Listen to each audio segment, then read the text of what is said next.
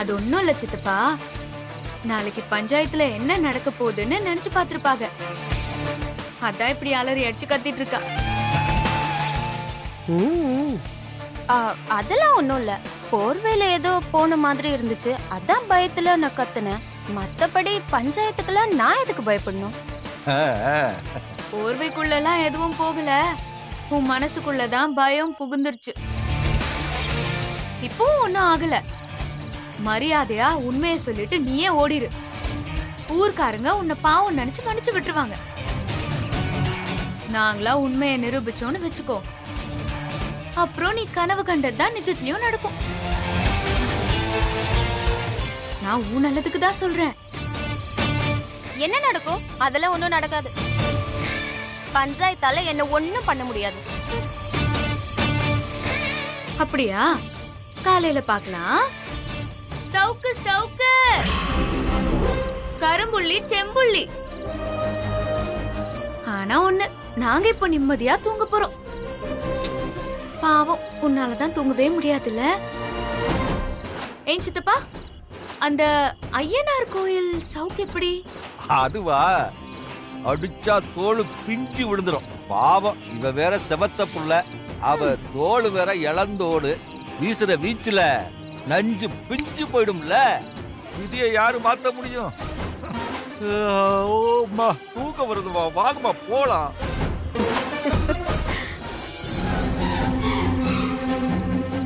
ஏய், என்ன ஆச்சு? எதுக்கு அப்படி கத்துன?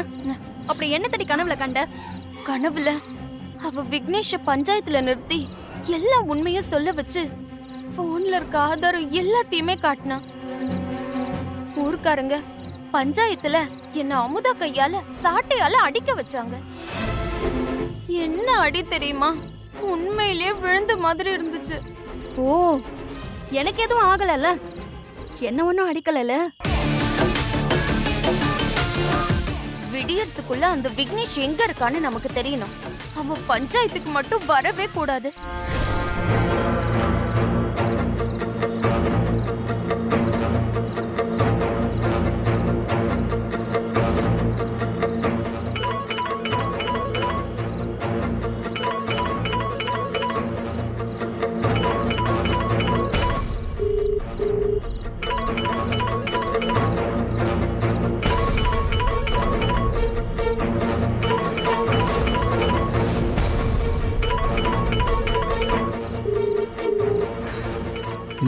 இந்த நேரத்துல ஃபோன் பண்றா, எதுவும் பிரச்சனையா இருக்குமோ?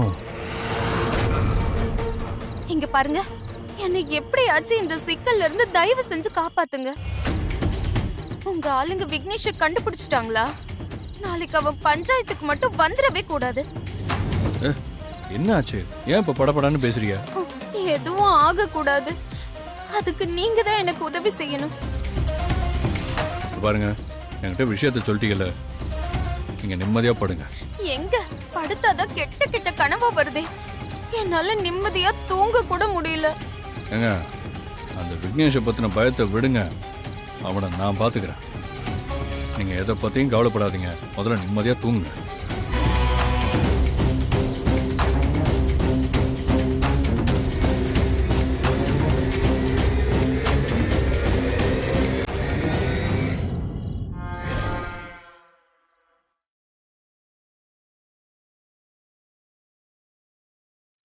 ஏய், என்னடா இந்த விக்னேஷ பத்தின தகவல் கிடைச்சதா?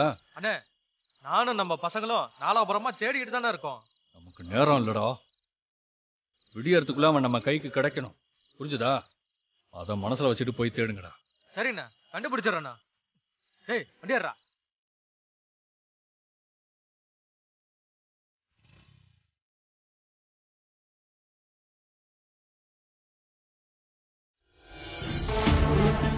ஏய், இப்படியே முழிச்சிட்டே இருக்க போறியா? எதுவுமே ஆகாது, போய் தூங்கு போ. படுத்தா திரும்ப அடிப்பாலோன்னு பயமா இருக்கு. அடி என்ன ரொம்ப பலமோ?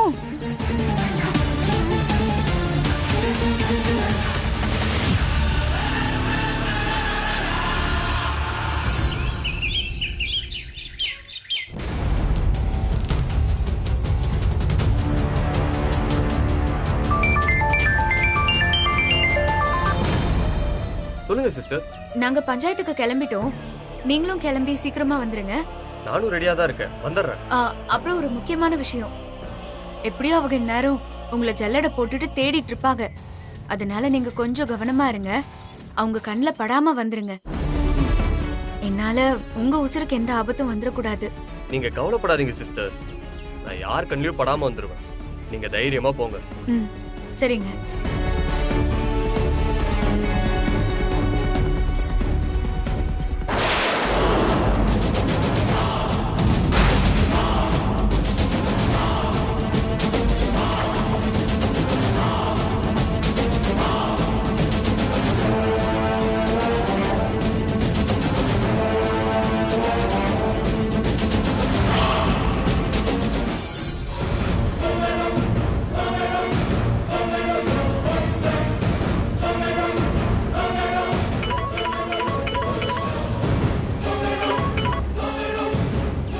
சொல்றா.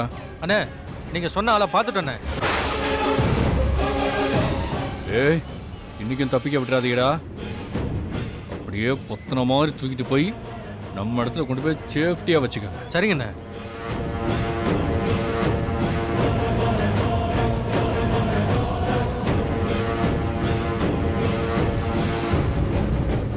டேய், துணி ரெடியா இருக்கா? ரெடியா இருக்கு. சரி, வை வை.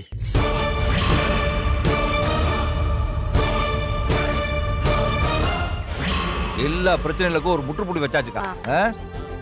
என்ன கண்ணு? அத்தை போலாமா? சரி கண்ணு. என்னடி லுக்கு விட்டுக்கிட்டு இருக்கீங்க? சீக்கிரம் பெட்டி படுக்கையெல்லாம் எடுத்து வச்சுட்டு பஞ்சாயத்துக்கு வந்து சேருங்க. அப்பதான் திரும்ப வந்து ஊரை விட்டு கிளம்புறதுக்கு ரொம்ப சௌரியமா இருக்கும். ஏன்னா பஞ்சாயத்துல சாட்டை அடி வாங்கினதுக்கு அப்புறம் உடம்புல தெம்பு இருக்காதுல்ல, அதுக்காகத்தான் இப்பவே சொல்றேன்.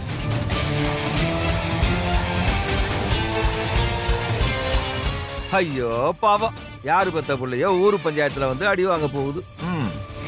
அடி மேல் அடி அடித்தால் அம்மியும் நகரும்.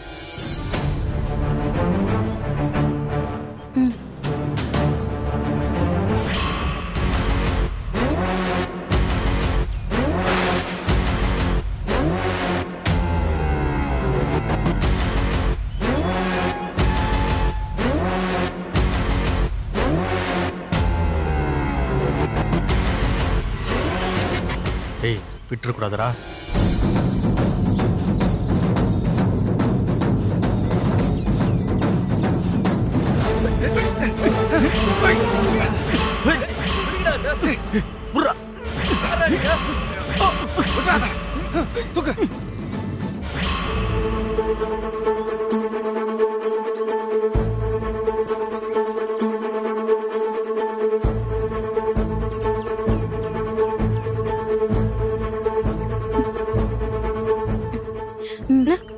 என்ன கனவுல நடந்தது நிஜத்திலயும் நடந்துரும் நினைக்கிறியா? சும்மா இருங்கக்கா. நானே பயந்து போயிருக்கேன். உங்க புருஷன் கிட்ட இருந்து எந்த தகவலும் வரல. அந்த விக்னேஷை கண்டுபிடிச்சாங்களா இல்லையான்னு முதல்ல தெரியணும். அவர் தான் பண்றாரு. என்ன சொல்ல போறாருன்னு தெரியலையே. எனக்கு திக்கு திக்குன்னு இருக்கு. ஒருவேளை கனவுல வந்த மாதிரி நடந்துருமோ? வேகமா போன் அட்டன் பண்ணு. சொல்லுங்க. என்ன நெஞ்சு கடந்து படபடன்னு அடிச்சுக்குதோ? எங்க அந்த விக்னேஷ் வந்துருவானு பயத்துல இருக்கீல? கவலைப்படாதீங்க, அந்த விக்னேஷ் வரமாட்டான். அவனை தூக்கி நம்ம இடத்துல சேஃபா வச்சாச்சு. இனிமே நீங்க தைரியமா இருக்கலாம். பஞ்சாயத்துல தோக்க போறதே அந்த அமுதாதான். ரொம்ப தேங்க்ஸ்.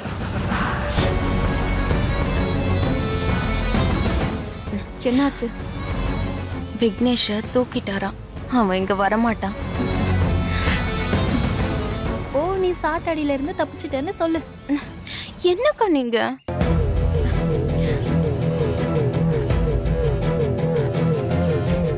அங்க பாரு, விக்னேஷ் வருவான். நீ யாருங்கிற உண்மையை சொல்லுவான்னு எவ்வளவு நம்பிக்கையோட காத்துட்டு இருக்கா பாரு. அவ திரும்ப திரும்ப என்கிட்ட தோத்துட்டே தான் இருப்பா. வராருப்பா, வந்துட்டாருப்பா. சபைக்கு வந்திருக்கிற எல்லாருக்கும் வணக்கம் வணக்கம். வணக்கம் வணக்கம் வணக்கம். வர்ற வழியில கொஞ்சம் லேட் ஆச்சு போ. எல்லாரும் உங்களுக்கு தான் காத்துட்டு இருக்காங்க. சீக்கிரம் ஆரம்பிச்சு விடுங்க.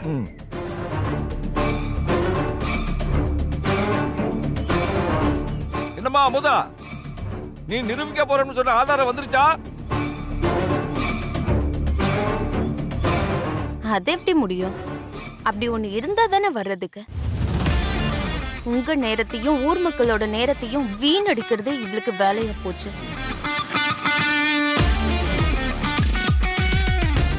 இவங்க என்ன பண்ணாலும் உண்மைய பொய்ன்னு நிரூபிக்கவே முடியாது. ஏன்னா நான் சொல்ற அத்தனையும் உண்மை.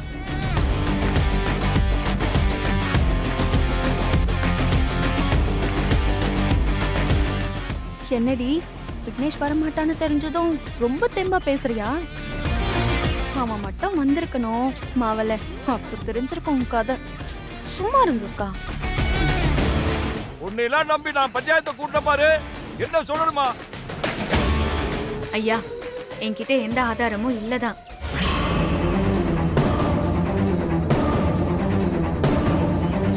ஆனா உங்க நேரத்தெல்லாம் வீணடிக்க ஒன்னும் நான் இந்த பஞ்சாயத்து கூட்டல.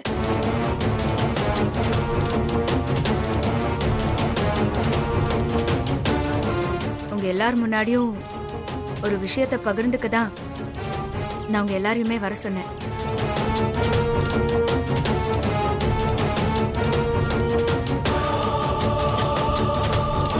அந்த விஷயத்தை நான் சொல்றதை விட எங்க அத்தை சொன்னாதான் நல்லா இருக்கும். அத்தை, நீங்க சொல்லுங்க. ஆமா, இந்த கிழவி என்னடி சொல்ல போகுது தெரியலையே. எல்லாருக்கும் வணக்கம். முதல்ல உங்க எல்லார்கிட்டயும் நான் மன்னிப்பு கேட்டுக்கிறேன். மாயாவோ பிரியாவோ எந்த பேரா இருந்தா என்ன, இவளை நான் மனப்பூர்வமா என் மருமகளா ஏத்துக்கிறேன்.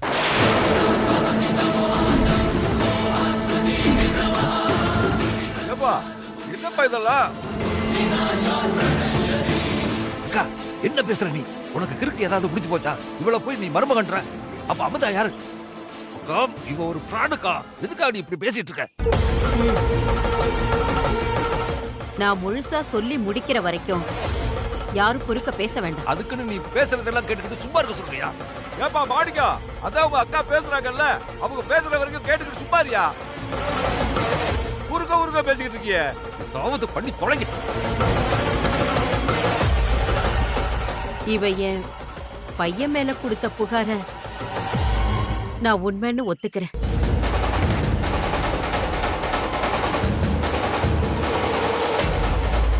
இவளை என் மருமகளா ஏத்துக்கிறேன்.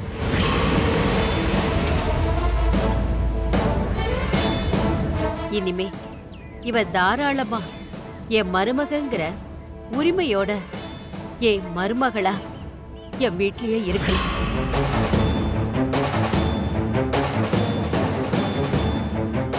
நீங்க சொன்ன மாதிரியே வர பௌர்ணமி அன்னைக்கு என் மகனுக்கும் இவளுக்கும் ஊரறிய கல்யாணத்தை நடத்திடலாம்.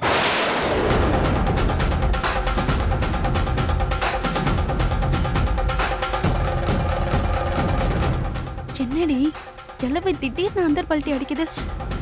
அதான் எனக்கும் ஒன்னும் புரியல. எதுக்கு இப்படி திடீர்னு மாத்தி பேசுறாங்க? அப்படின்னா கண்டிப்பா இதுல ஏதோ சிக்கல் இருக்கு. எனக்கும் அப்படிதான் தோணுது. ஏப்பா செந்திலு, நீ என்னப்பா சொல்ற? ஏத்துக்கிறியா? ஆமாங்க ஐயா, எங்க அம்மா சொல்றத நான் ஏத்துக்கிறேன்.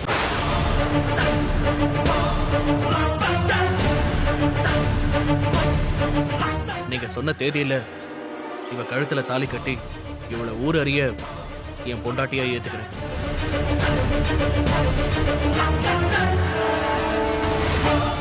அப்புறம் செத்தான தலைவரே, என்னடி இவனும் இப்படி மாறிட்டான்? அப்ப நிச்சயம் இதுல மிகப்பெரிய சூழ்ச்சி இருக்கு. அப்புறம் என்னம்மா, உனக்கு இதுல சம்மதம் தானம்மா? என்னம்மா யோசிக்கிற? ரொம்ப அமைதியா இருக்க. இதுக்கு தானம்மா நீ இவ்வளவு நாளா போராடிக்கிட்டு இருக்க. ஏம்மா, இப்ப இவங்களே முன் வந்து சம்மதம் சொல்லிட்டாங்க, அதுக்கப்புறம் கூட இவ்வளவு அமைதியா இருக்க. இதுல உனக்கு சம்மதம் தானம்மா? ம் சம்மதம்.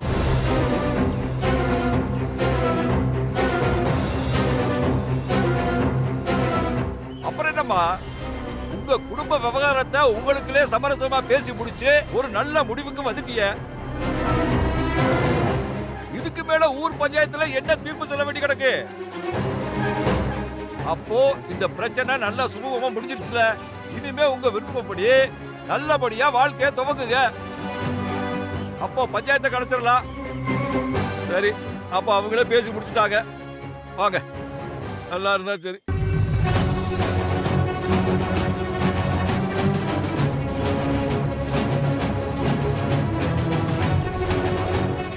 என்ன மாயா, இப்போ உனக்கு சந்தோஷம் தானே? அத்தை, அவ அமைதியா இருக்கிறப்பவே தெரியல, சந்தோஷத்துல வாய் அடிச்சு போய் தான் இருக்கா. நீங்க வாங்க போலாம். சீக்கிரமா வீடு வந்து சேரும் மருமகளே. போலாமா?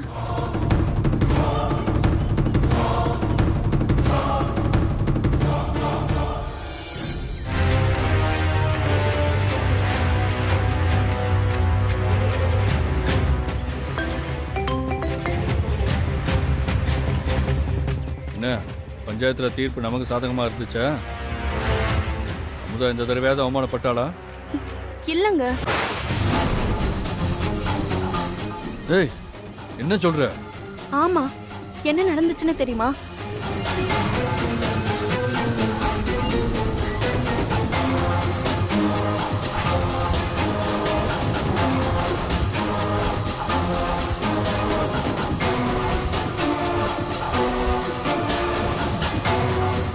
என்னக்கா நடக்குதுங்க? எனக்கு ஒண்ணுமே புரியல. நானும் உன் கூட தானே இருக்கேன், எனக்கும் ஒண்ணும் விளங்கல. ஒருவேளை விக்னேஷ் நம்ம கஸ்டடியில இருக்கான்னு தெரிஞ்சு அவன் வரமாட்டான்னு முடிவு பண்ணி பஞ்சாயத்துல அவமானப்படக்கூடாதுன்னு இப்படி ஏதாவது உளறிட்டு போறாங்களா? அதுக்குன்னு இப்படியா சொல்லுவாங்க? வேற என்னவா இருக்கும்? என்ன ரொம்ப குழம்பி போய் கிடக்குறீங்களா? ரொம்பலாம் யோசிக்காதீங்க. இருக்கிற கொஞ்சோண்டு மூளையும் கலங்கிற போது.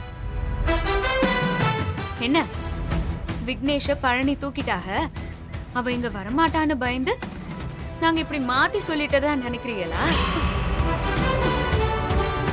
முதல்ல ஒரு விஷயத்தை தெரிஞ்சுக்கோங்க. நீங்க தூக்குனது விக்னேஷே இல்ல. சந்தேகம் இருந்தா செக் பண்ணிக்கோங்க.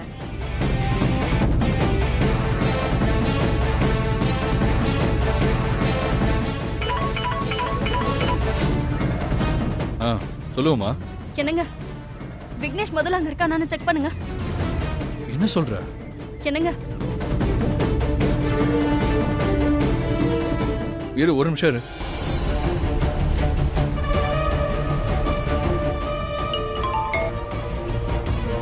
டேய், நீங்க கடத்திட்டு வந்த யாருன்னு பாருங்கடா. ஓகேண்ணே, நான் போய் என்னன்னு பார்த்துட்டு வரேண்ணே.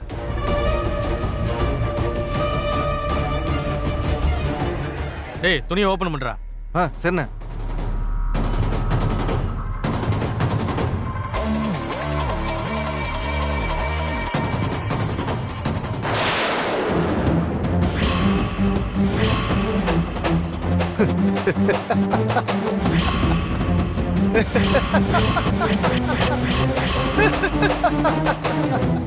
அண்ணே, ஆளு மாறி இருக்குண்ணே.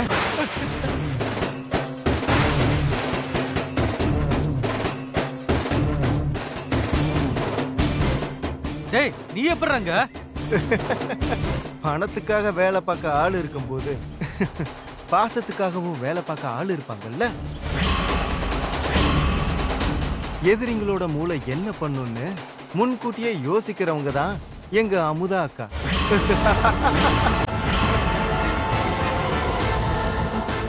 என்ன நான் சொன்னது சரியா? ஆளை தூக்காமலே தூக்கிட்டதா தைரியமா இருக்கியலா? விக்னேஷ் என்னோட பொறுப்புல பாதுகாப்பா பத்திரமா இருக்காக.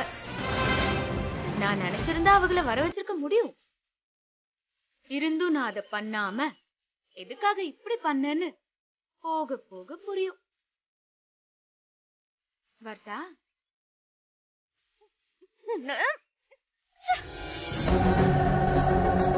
ஆதாரத்தை வச்சுக்கிட்டு எதுக்காக இவ இப்படி பண்றான்னு தெரியல.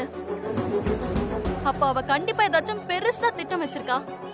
இனி நாம கொஞ்சம் ஜாக்கிரதையா தான் இருக்கணும்.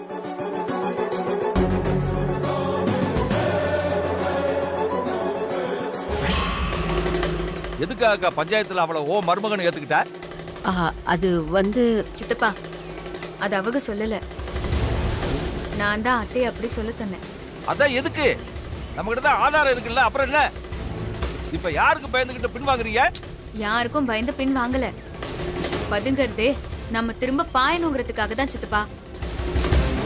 நம்ம கிட்ட இருக்கிற ஆதாரத்தை எப்படி அழிக்கலாம், அதை எப்படி மாத்தி பேசலாம்னு மட்டும்தான் அவங்க யோசிச்சுட்டு இருப்பாங்க. அதான் அவங்க யோசிக்காத புது ரூட்ல மாத்தி நான் அப்படியே பிளான் போட்டுட்டேன். அவங்க இப்போ பயங்கர குழப்பத்துல இருப்பாங்க. அவங்க தெளிவாகிறதுக்குள்ள நாம அடிச்சிடணும். சந்தர்ப்பம் கிடைக்கிறப்போ அப்போ நாம ஒளிச்சு வச்சிருக்கிற ஆதாரத்தை அவங்க எதிர்பார்க்காத நேரத்துல கொண்டு வந்து நிறுத்தணும். அதுக்குதான் இப்படி ஒரு ஏற்பாடு. அவங்கள நம்ம பக்கம் சாய வச்சுதான் சித்தப்பா அடிக்கணும்.